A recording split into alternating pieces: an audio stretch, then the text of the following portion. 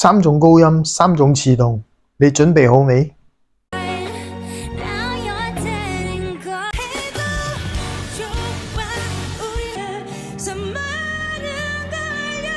泰然高音像一把心之刀，佢慢慢推跌情緒，突然爆發情緒，直插心臟，尖銳刺痛，充滿心碎，感覺係佢將所有感情都切開俾你睇。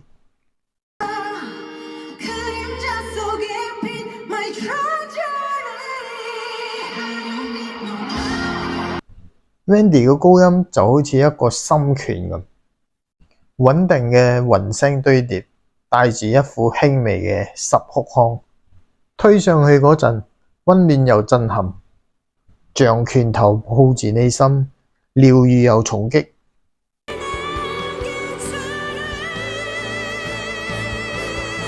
Rose 嘅高音就好似一把水晶刀，清涼又偏輕嘅雲聲，慢慢飄上去，最高音時有透明嘅哭腔，空氣感強，脆弱，味道令人心碎。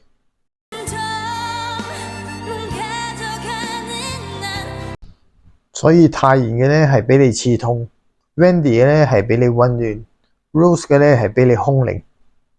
佢哋三個都係最好嘅，只係方式唔同，情感一樣會咁震撼。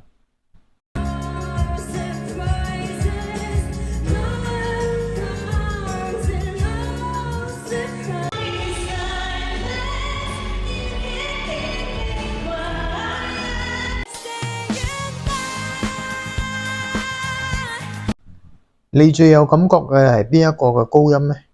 留言只打個 emoji。如果之前有 Rose 令到你感動，咁你就打啦。想睇更多高音情感拆解，留言一，撳埋啷啷 subscribe， 先有下一條，請支持我。